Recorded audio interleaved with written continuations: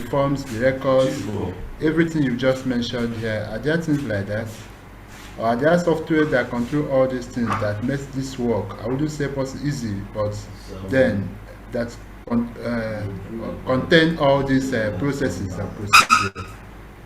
Yes, of course. There are softwares that can, do that. There are, softwares that are designed actually for document control. There are plenty.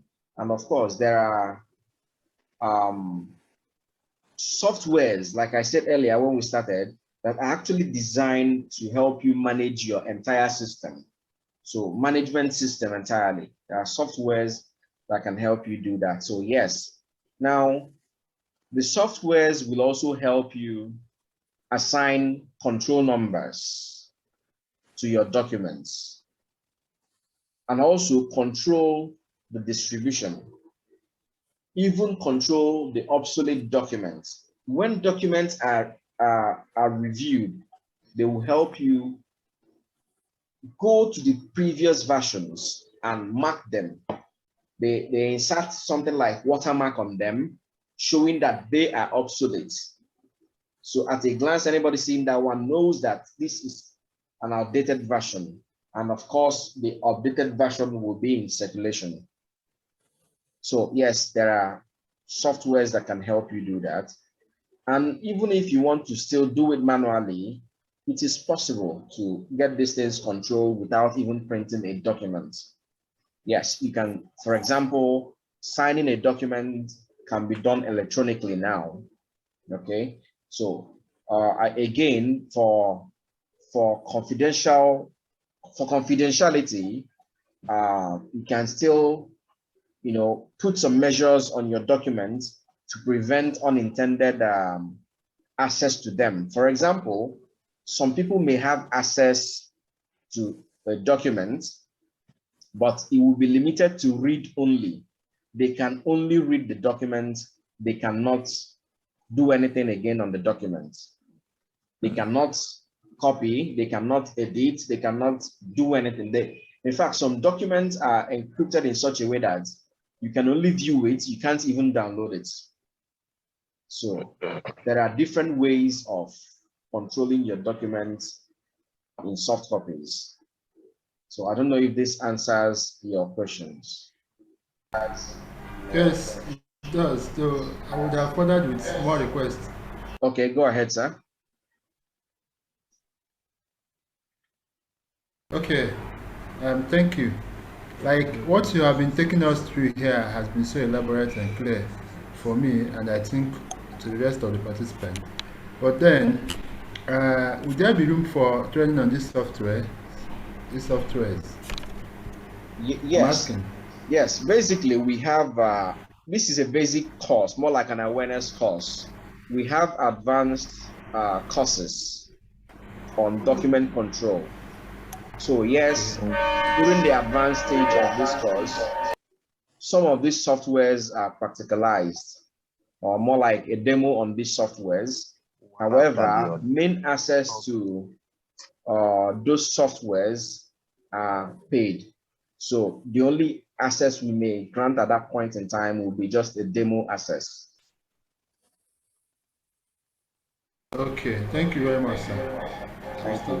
Okay, Bob Ritchie asked, what about disclaimer comment or warning of unauthorized distribution or modifications being put on some documents being sent out?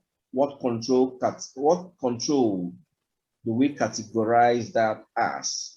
Okay, so these disclaimers that we put on documents borders most times on confidentiality of documents. Now, it means that the person you're sending it to has the direct responsibility to protect the confidentiality of that document you are sending to him, and they are not authorized to share with any other person or to duplicate it. So those disclaimers are mostly things that border on confidentiality. So I don't know if we understand this, Bob Ritchie.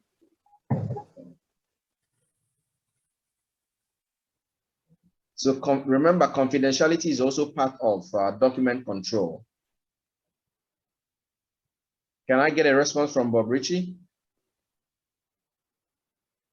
Yeah, go ahead. That's correct. All right, thank you, sir. Then someone else say, Bala Adamu said, sir, can equally one call controlled and uncontrolled document as classified and unclassified documents? Yes, of course. Classified documents, yeah, can be called controlled documents. However, that term, the essence of that term is also, like I said earlier, for the purpose of confidentiality. Okay, you see some documents, they stamp it confidential. It means it is classified and can only be accessed by the intended user. Okay, so when we see classified, it means it's talking to that intended user alone or group of users alone. Now, when it's unclassified, it means anybody can read the information contained in the document. Okay, so Bala Damu. Thank you, sir. All right, thank you. So how do we use Microsoft to track changes in documents? Okay, I wish I can show you right now, but it's part of what is involved in our advanced training. So if you want to know how to use Microsoft Word to track changes, it is basically simple, but you have to subscribe for the advanced training. Okay. Some firms. Okay, this is coming from somebody, but the name is not here, so I'll read it. Some firms feel they are not big enough or have no funds to finance company-wide EDMS. What is your advice on total and partial electronic documents or records management system and its practicability based on circumstance? Okay, to be honest, you see, Microsoft has made a lot of things very easy. There's no specific requirements for a very elaborate and sophisticated EDMS. So with as simple as Microsoft, you can efficiently manage your documents. Again, Google has also helped a lot in the sense that Google Drive, there are some percentage of Google Drive that is free. However, when you now determine to go, have more spaces on cloud, then you have to pay. So basically, a simple traditional means of managing your document is still acceptable if the finance is the problem. And of course, it is acceptable, like I said. Its practicability based on circumstance. Circumstance. Okay, again, remember that it is very important to have a backup. When you're not backing up in cloud, maybe because of the financial implication, you can have a backup drive. And like I said earlier, cloud backup can also give you some gigs for free. So if the organization is small and the document you're generating is not too big, you can have access to cloud backup for some cloud managers for free. But when you want to go big, certainly you will have to pay. Okay, the next question.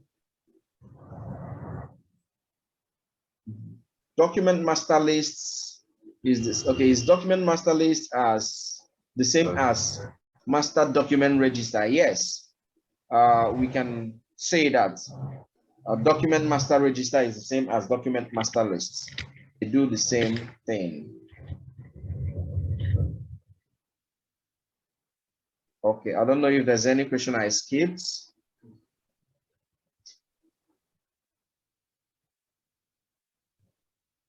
Okay, any other question for now? Any other question?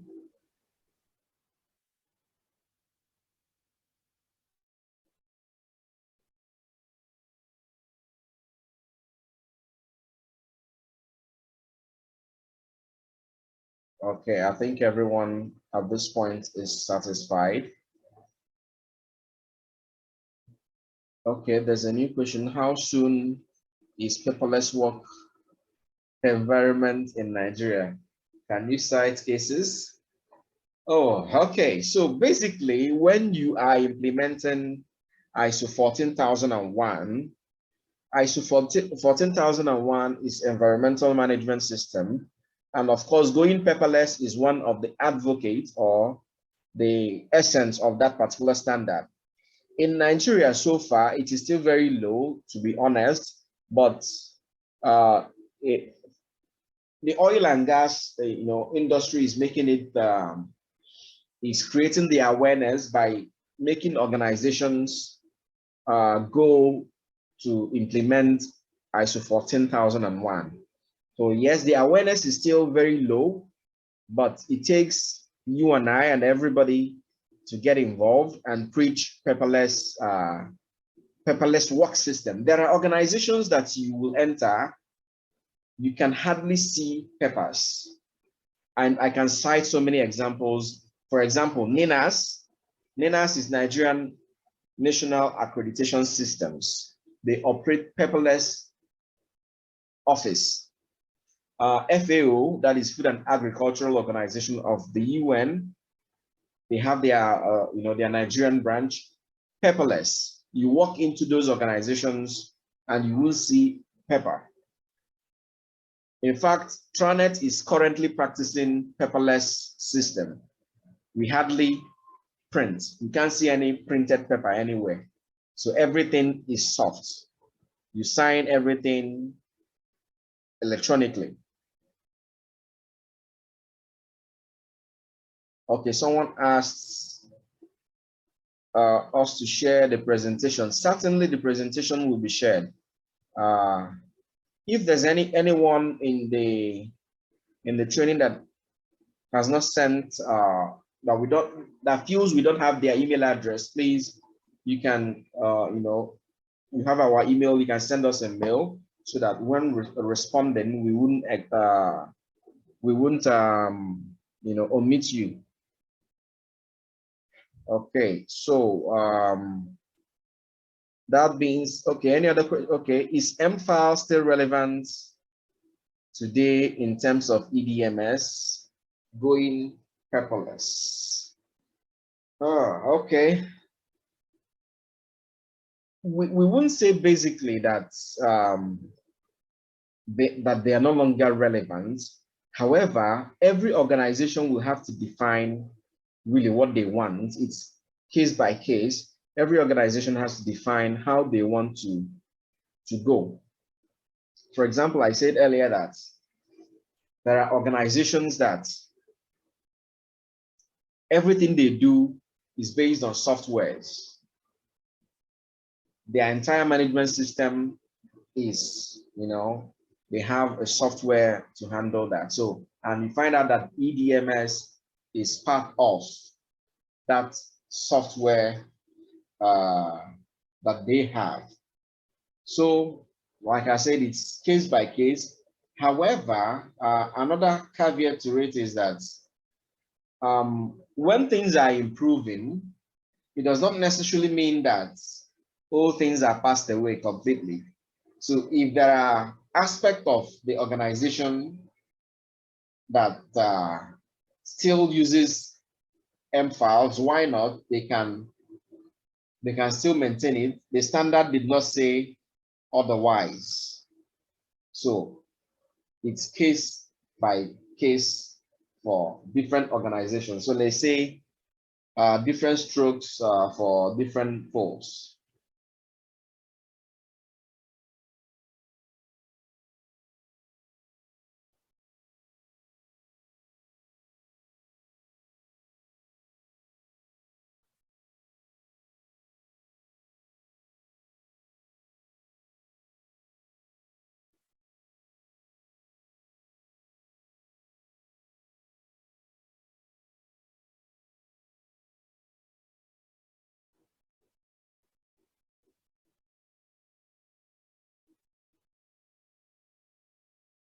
Any other question?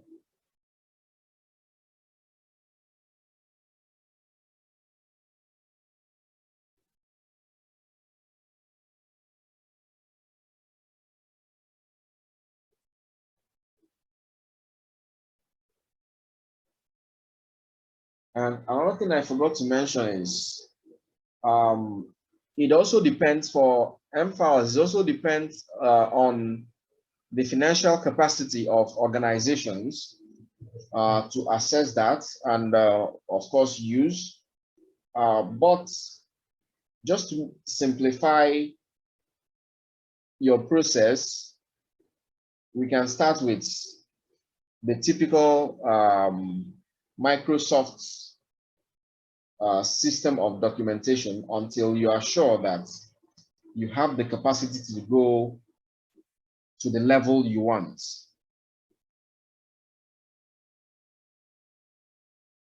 Any other question?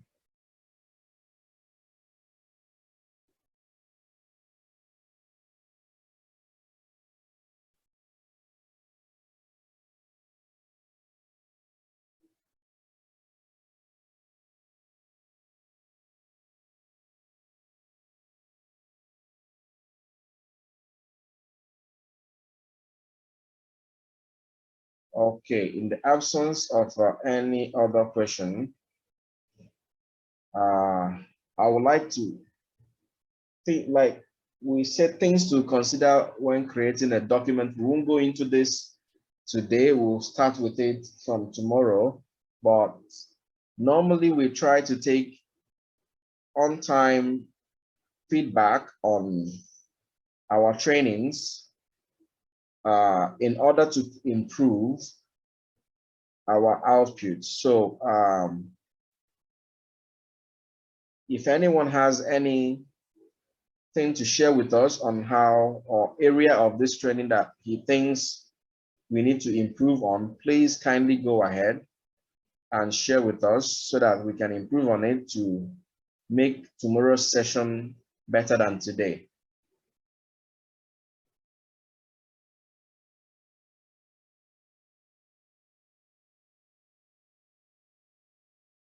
Any feedback at all? Any comments? Will be highly appreciated.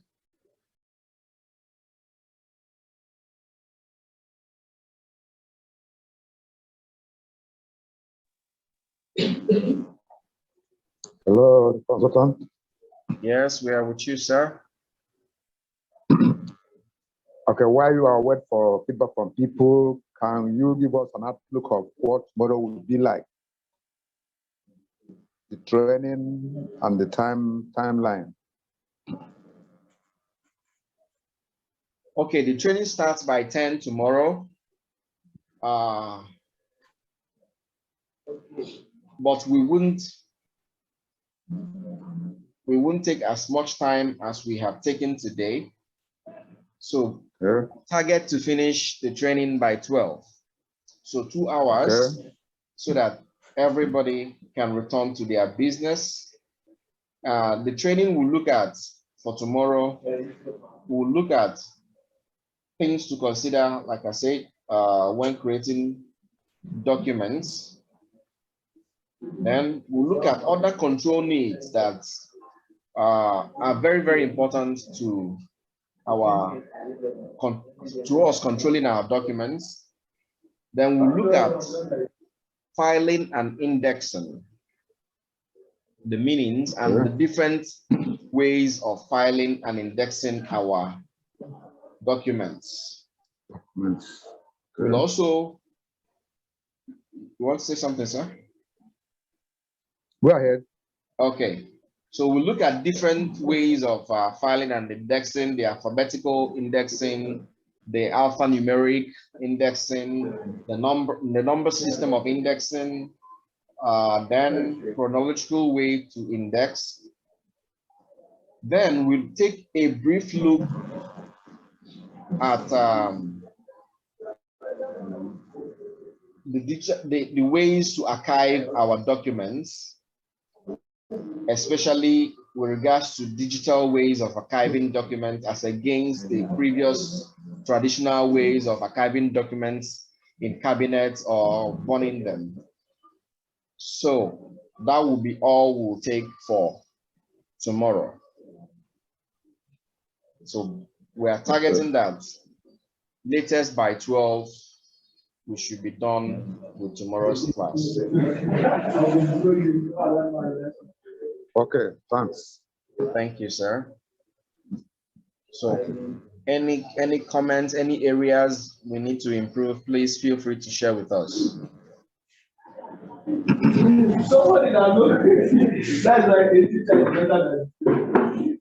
Okay. Someone advised sticking to time is very important. Yes, certainly we'll try as much as possible to start by 10 on the dot. So we encourage everyone to also help us start in time. Someone asked, please, aren't there exercises to test what we have gained? Certainly there will be exercises by tomorrow. At the end of the training, there will be exercises that we'll do to test what we have learned. Mr. Chris. Yes, sir. Hi again. Go ahead, sir.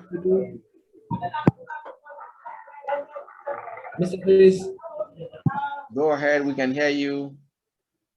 Okay, just I want to remind you, recording of video. We need the recording of video. Yes, we'll send it. By tomorrow when the training is done, we'll send a link to the video for the training. Okay, thank you very much. Thank you very much. So right now, everything is finished right now for today? Yes, we are just taking questions and reactions. Yeah. Okay. Okay, someone asked, please clarify documents that require signing by the creator and authorizers. Okay, thank you. Now, for example, if you have a procedure,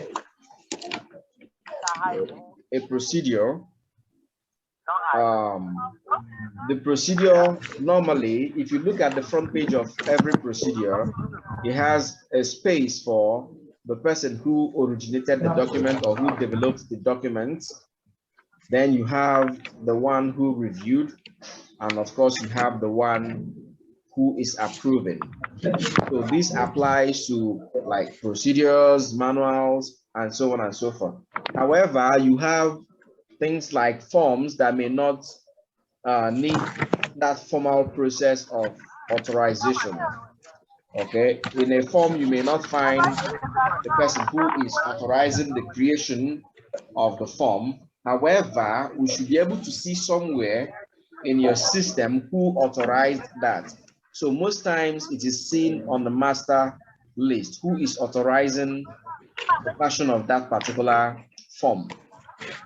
Okay, there must be something to show who reviewed and authorized it. If not, anybody can create any form and start to use.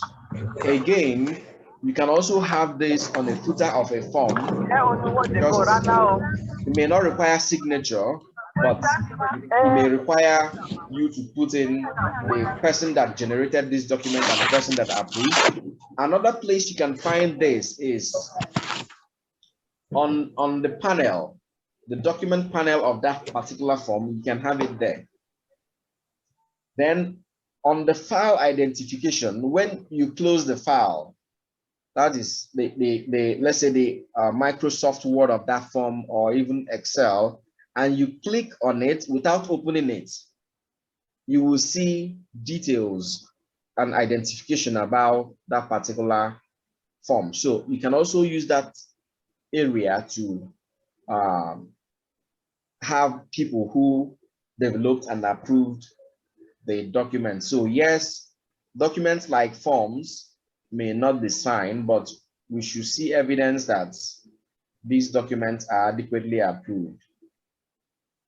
Okay, so it's been a nice training session. However, I would suggest that a co-host is required to admit participants and respond to any queries while you are presenting. Thanks. Okay, we'll put this into consideration. Thank you very much. Okay, Bob Richie say, please, okay, I think we have done this. Someone says, will certificate be given for this training? Yes, certainly a certificate will be issued for this training, and everybody who participated will receive certificates. So at the end of the training, just for more like a reconfirmation, because some people were not able to participate. So for everyone who participated, please, we would like you to send us an email just so that we confirm, because we can issue certificates to those who did not participate. Okay, thanks very much. Good training session, and the fact that it's free. Okay, thank you. May God bless you too. Okay. Thank you. Okay, someone else says it's a 5-star for me. Thanks a lot, sir. Thank you very much. We really appreciate, but we're also looking at improving. So appreciate any area you think objectively, we are open to any suggestion. Please feel free to share with us. Well presented. Thank you, Mr. Enwere. So absolutely, thank you, everybody. Sorry, are we sending mail today? Not necessarily today. You can send tomorrow. You can send the mail tomorrow so that we cross-check with the people. So a lot of people registered, but not all of them participated. So we would like to compare what we have as against the people that participated. So thank you very much. And if no other question or other areas for improvement, we would like to adjourn till tomorrow. Thank you very much for having us, and thank you for listening. This is now ballad talk. No, this is Chris. Okay, someone said, what if more than one person participated on the same company system? Yes, all of them will get certificates as far as we have their names. Certainly everybody that participated will get their certificates. Okay, Madam Ibe, thank you very much too. Okay, so we'll start tomorrow by same time, 10 a.m. The links will be shared today for tomorrow's training. Thank you very much and enjoy the rest of your day.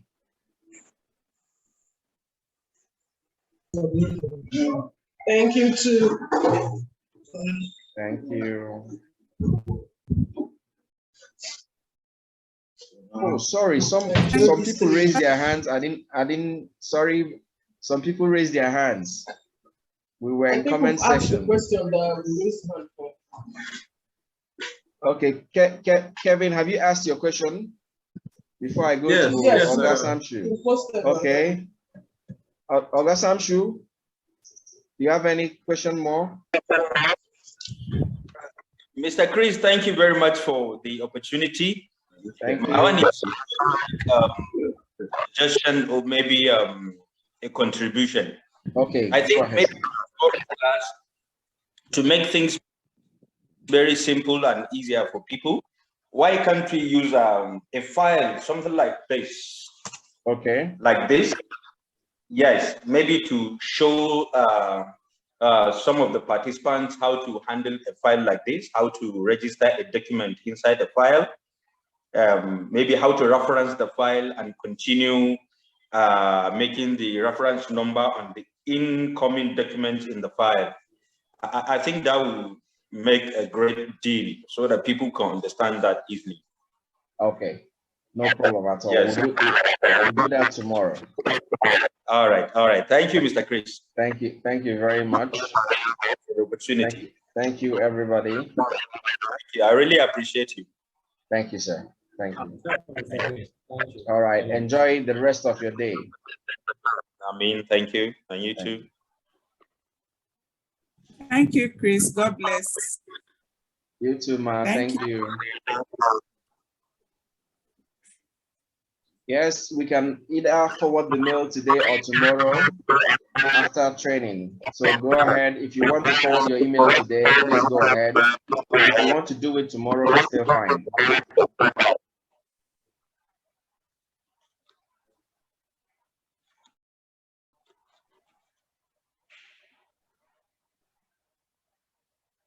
We discussed extensively what document control training is all about and what good documentation is and how we are expected to develop our document control system to be sure that all our documents are fit for use and that they meet basic document control criteria. So today we'll be continuing with that and see other things with regards to document control. Yesterday, we weren't able to go into filing systems. So today we are going to see about filing systems. We're going to be looking at filing systems today as well.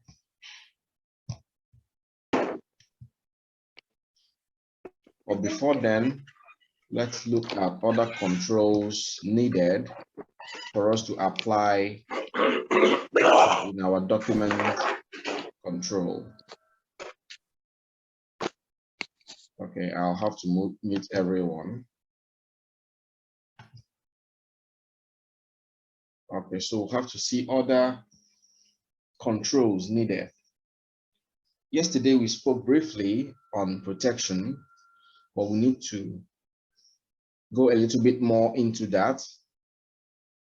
The reason for protection, like we mentioned yesterday, is to make sure that our documents don't lose their confidentiality and integrity. That's why we protect them. And of course, to also make sure that they are not damaged, especially the hard copies, and of course, the soft copies also, because if you have a virus attack, certainly your soft copies will be damaged. So it is very, very important that our documents are protected from unauthorized use, unauthorized changes, from tampering, from damage. People who shouldn't see the documented information are prevented from seeing it. Appropriate safeguards must be put in place by the organization to ensure information isn't misused in any way. Systems, passwords, and employees trained in implementation of this protection is very, very important. So later on, we'll see things we could do to ensure that our documents remain protected.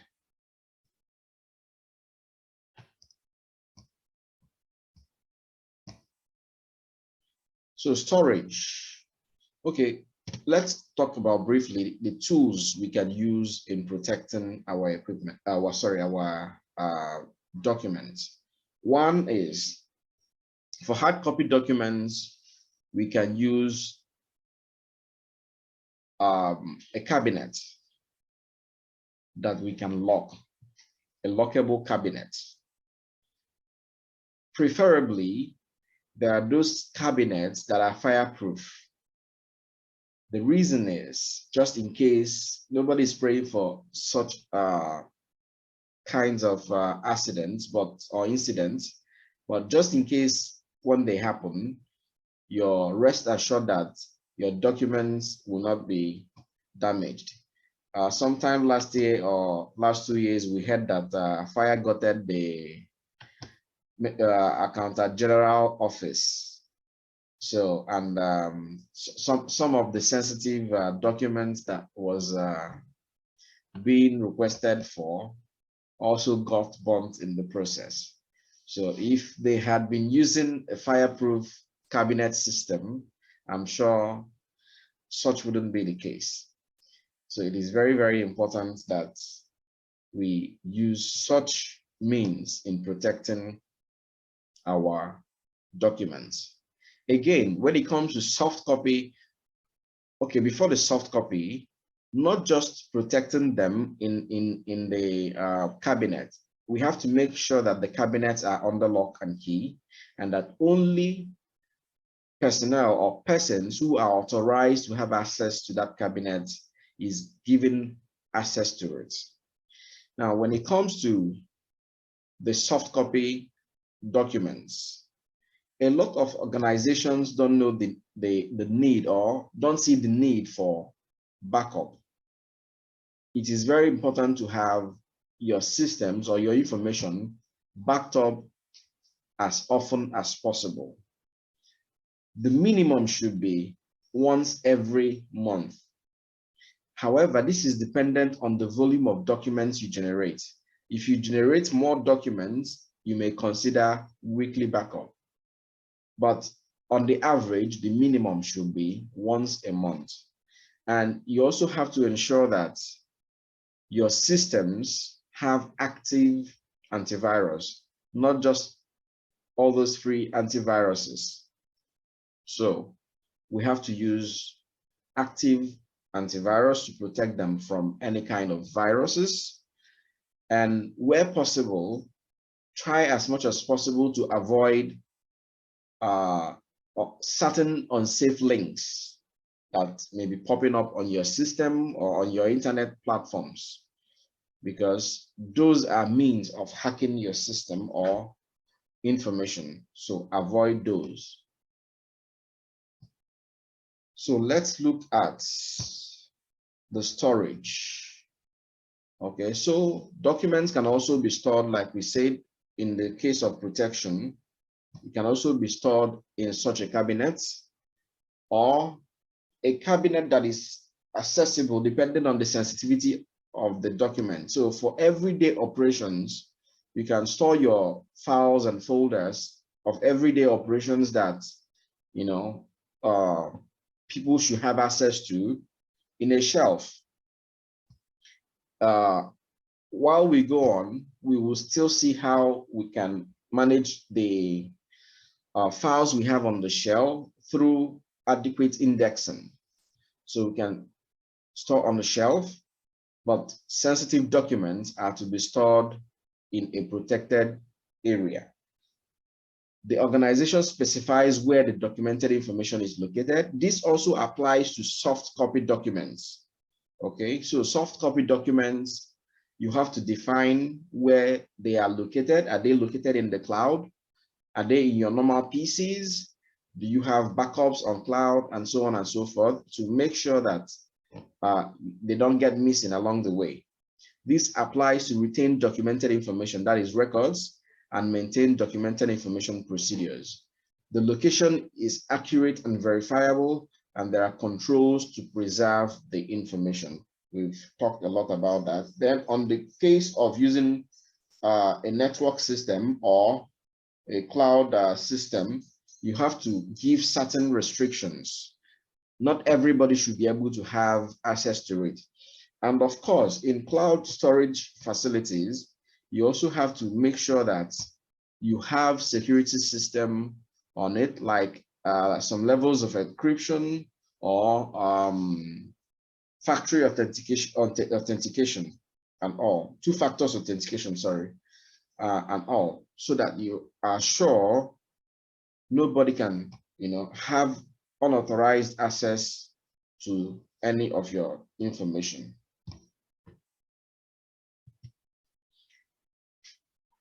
Preservation could include periodic backups, like we said earlier, computer files, and periodic monitoring to ensure continuing legibility. So when you store hard copy documents on the shelves in your folders, or sorry, when you store them in your folders located in your shelves, once in a while you have to make sure that you go through them to be sure that they are still legible and that probably dams or anything has not tampered with it, or rats, as the case may be. So you have to, from time to time, check those documents where they are preserved to be sure that you know, they are still in their useful state.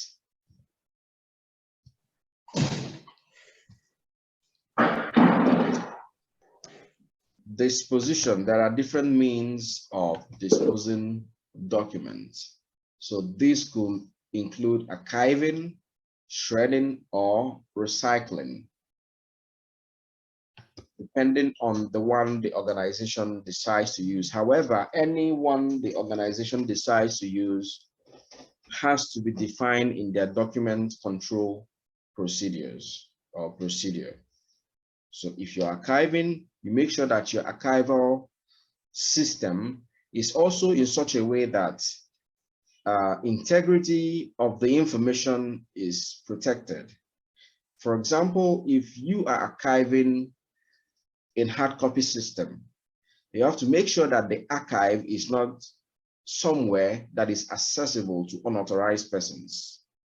Then if you are shredding or destroying the document completely, you have to do it in such a way that no one can pick out information therein. If you're recycling the documents, for example, obsolete documents that are no longer in use, you have to be very sensitive about it, in the sense that you cannot recycle documents with sensitive information and it finds its way into the hands of unauthorized persons. That way, the confidentiality of the document is not maintained. So we have to be careful with all these things. Like we said earlier, the organization will define the suitable means for them to manage their obsolete documents. So let's look at incoming and outgoing mail. How do we manage these things? Because every day we receive documents in the office. Okay, and they should come under our document control procedure or our document management system. Okay, we receive mails, we also send mails out. I'm talking any document received from outside or any document that is going out from your office to an external party. So that's what we call incoming and outgoing mail. So first step is to receive and open the mail. So typical example is when you receive a document, maybe in a folder from an external party. So when you receive, what do you do with the received items? So you check them for the content if authorized. So anybody who is receiving the document, some organizations have front desk officers or receptionists who receive mails on their behalf. However, we have to be sure that these people are authorized to check the content. If they are not authorized to check the content, then all they can just do is to stamp that they have received it. That is, they stamp the document that has been received and record it into, most organizations call it incoming mail register. So there has to be a register to track all the external documents received in the organization. So they register this in this register and sort. Let's say they receive plenty mails, a lot of mails. They have to sort the mails adequately, then distribute it to the relevant units or sections that own those documents. So it is now when they get to those sections that the authorized persons are now allowed to open them and check the contents. Then, of course, we have to define where we store as applicable. Okay, so the recipients will have to store appropriately. Remember, the hard copies are received. You have hard copy folders where you place them. And of course, you have to index properly in such a way that you don't confuse one document to another, and that they are appropriately filed where they should be, to avoid wasting time searching for documents and so on and so forth. The process of outgoing mails are as follows. So it starts from you drafting the mail or you doing the letters. The outgoing mail is prepared by the concerned sections or authority. Then you collect the mail. That is, anybody who's responsible for sending it out collects the mail from the points where they are prepared, or the people that prepared it sends it to the point where they are to be gathered for dispatch. So the relevant dispatching unit or department collects all the outgoing mails from concerned sections or departments, then records the mail. So recording this mail now, instead of the first one went into incoming register. So this one will be going into the outgoing register, outgoing mail register. Okay, so you record it into the outgoing register. Where relevant, you stamp. Some organizations will stamp dispatched, okay, on the envelope. And during this stamping and other things go into consideration, sometimes you have address of where it is going to also pasted on the envelope. Then before the dispatch is done, either through authorized courier services or direct delivery to the recipients. But remember to use transmittal or any other means of evidence. So whenever you send out documents to external parties, the evidence that they received the document is your transmittal, or maybe a copy of that, a photocopy of what you have sent out, which they will acknowledge on it that they received it. So never send out a document without evidence of receipt. It is very, very important. Evidence of receipt. Normally, some organizations use transmittal process to do this delivery.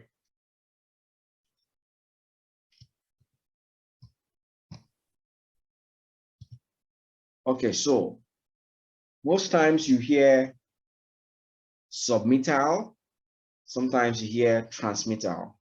So what are the differences between submittal and transmittal? A submittal is a document, sample, or any other information that is presented for review or consideration. So when you are probably on a project site and your clients require you to send in some documentation for them to review based on the project. Now, the packaged documents you have sent to your client for review is what we call submittal. But it goes with a transmittal. The transmittal is a document that is sent along with other documents or file to show evidence of receipt by the recipient. Generally considered, the first step in a construction project, for example, is to send submittals, that is list of documents that the clients have requested for. For every activity, there are a list of documents the client will require from the organization. So, like we said earlier, that is what we call submittal. The entire package you're sending out to the recipient is called submittal. However, transmittal can be sent at any stage just to confirm receipts. Submittals can be samples such as shop drawings, product data, product manuals, procedures, work instructions, SOPs, and so on and so forth.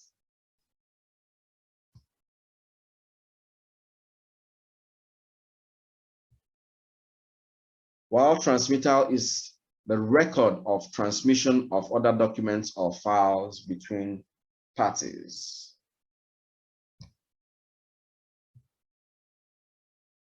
So we'll look at document filing and indexing. Please remember we said if you have any question, feel free to stop me at any point in time to ask. We'll be more than happy to answer any question you may have.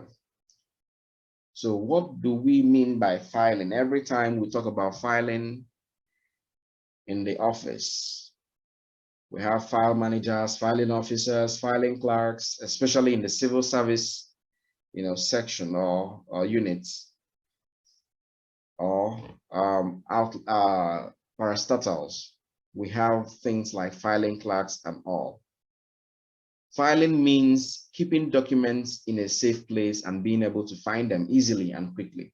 So basically, that's the reason for filing, to be able to access those documents easily and quickly.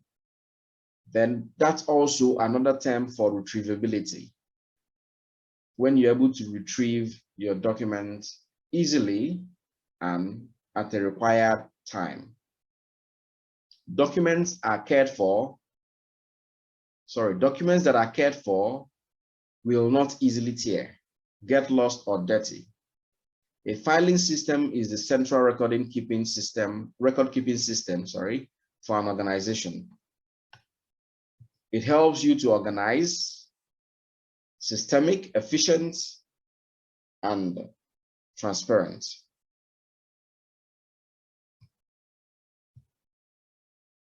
Two aspects of management of records are filing and indexing. Filing is the process of organizing the documents and records in proper sequence.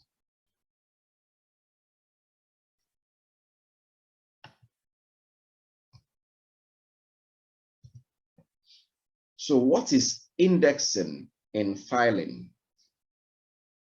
Indexing is the sign, symbol, or guide for location of documents in a filing system.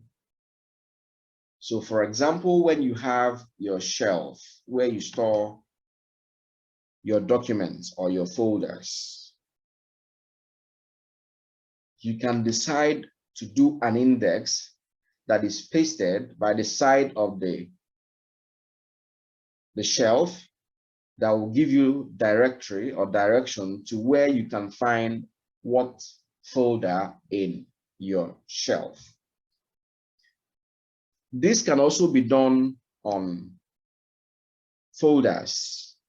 For example, when you have a folder, a particular folder where you store so many things or different kinds of documents. Let's say inside that folder, you have, let's say, statutory documents, you have regulatory documents, and you have contractual documents.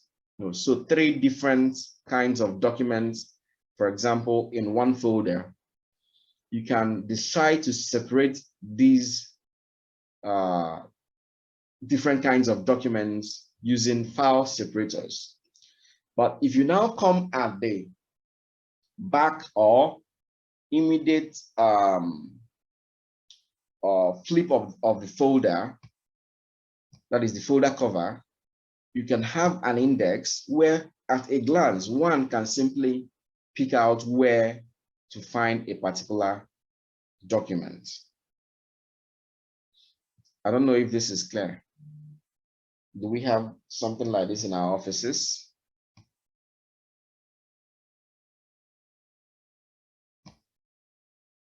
Yeah. Libraries. Okay. Not just, yeah, library is a very good example, but it shouldn't be only in libraries. For every office, there should be an index because you have different files and folders stored in or being kept in the office. So one should be able to go to the index and it takes him or her directly to the folder where a particular document is being kept. So an index is a list of words or phrases and associated pointers to where useful materials relating to the headings can be found in a document or collection of documents. So what is the relation between filing and indexing? Indexing helps in quick identification of files and documents in the filing system of any office.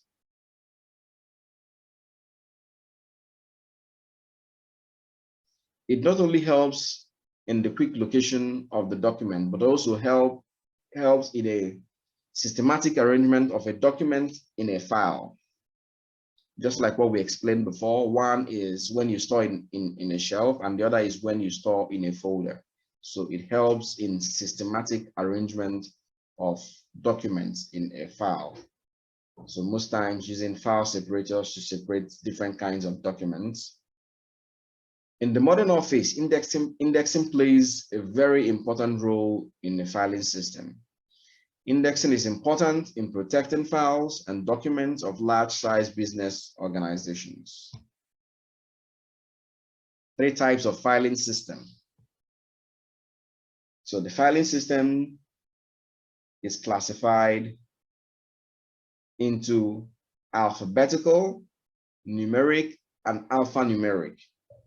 Of course, there are other filing systems that may only apply to soft copy filings, but this is the basic ones which we'll discuss. Each of these types of filing system has advantages and disadvantages depending on the information being filed and classified. In addition, you can separate each type of filing into subgroups. So alphabetical filing is a method in which files and folders are arranged in order of alphabetical filing. It may be done using either the first names or the surnames when it comes to, let's say in HR department, for example, or names, first letter or second letter of the name of the particular file or folder. But whichever alphabetical order chosen must be consistent throughout the particular filing system. For example, if you look at what we have on the picture, you see that it starts with A. So you cannot jump A to start with C. It has to be A to B, C to.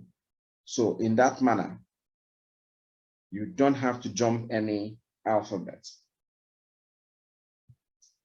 So advantages of alphabetical numbering system or file numbering system. It is easy to understand and use. It is flexible. It is time-saving and very efficient in accessing files. It does not require separate indexing. Disadvantages: initial setup is time-consuming. It is more expensive to maintain because you will need so many files to be able to maintain this. Files can easily be misplaced if precise attention is not given to the names that are closely related. We have numerical filing system. One of the 2 main types of numerical filing system, one of 2 main types of filing system is this numeric filing system. Okay, so another way you can do it is when you have numbers starting from small to large, or from 0, then ascending 1, 2, 3, 4, and all. So you can have numbers from the small numbers to the larger numbers, or from 0 upwards. So these are the 2 ways to implement the numerical filing system. Numerical filing system is a method in which files and folders are arranged in order of number. A file and a folder are classified and given separate numbers. You see some examples here. So, however, looking at these examples, there's something I need you to understand. You see all these places you have, let's say, for example, 01-654-28. These codes given are already defined somewhere, and it has to be the document control procedure. 01 stands for something. For example, you can decide that 01 documents are top management documents. So you give top management documents the code 01. Then for this 654, you can decide that it's a code given to certain